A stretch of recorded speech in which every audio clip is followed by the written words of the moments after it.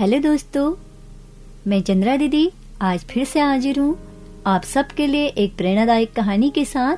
आप मुझे सुन पाते हैं उत्तराखंड मुक्त विश्वविद्यालय के सामुदायिक रेडियो हेलो हल्द्वानी के 91.2 मेगाहर्ट्ज की तरंगों पर बच्चों की दुनिया में। आज की कहानी है मोर की शिकायत, जो प्रेरणादायक तो रहती ही है और अच्छे संस्कार और भविष्य के लिए जरूरी सीख भी मिलती है।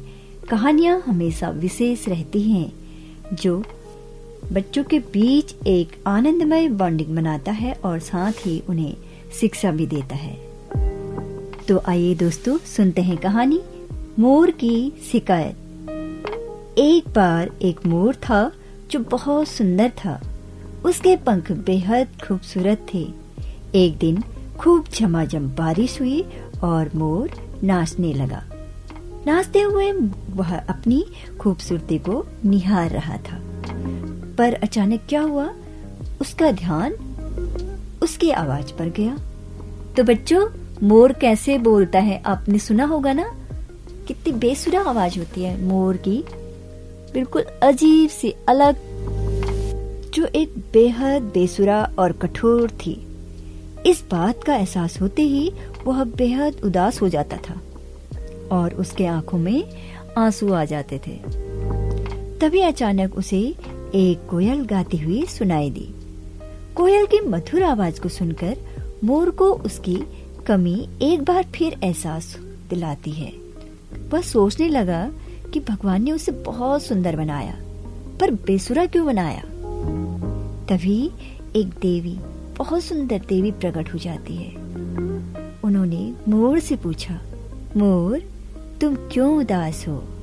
मोर ने देवी से अपनी कठोर आवाज के बारे में शिकायत की और उनसे पूछा, कोयल की आवाज इतनी मीठी है पर मेरी क्यों नहीं, इसलिए मैं दुखी हूँ। अब मोर की बात सुनकर देवी ने समझाया, भगवान के द्वारा सभी का हिस्सा निर्धारित है, तो हम आपने तो बनाया नहीं है, ये तो भगवान ने निर्धारित किया है कि किसे कितनी अच्छी आवाज देनी है, किसे उसकी सुंदरता कितनी देनी है, उसका काम क्या है।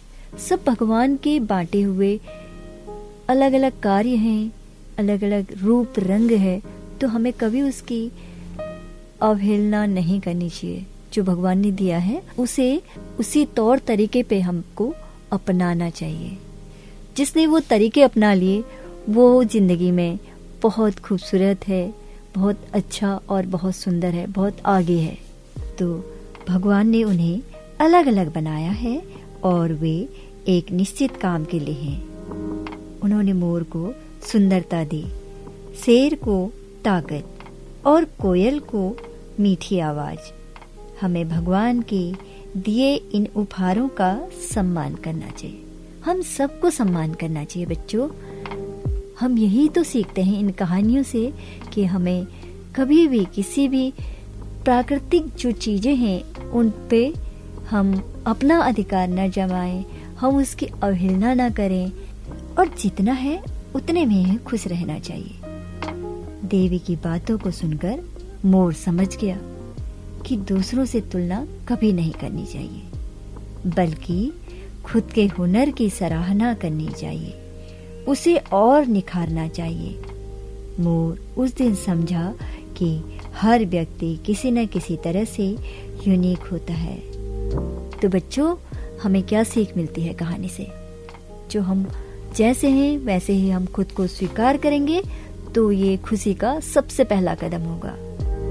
जो कुछ भी आपके पास नहीं है उसके लिए कभी दुखी मत होना, क्योंकि भगवान ने हमें खुद इतना अच्छा बनाया है। हम दूसरों की चीजों को लेके क्यों दुखी होएं? जिसके पास जो है उसे स्वीकार करो।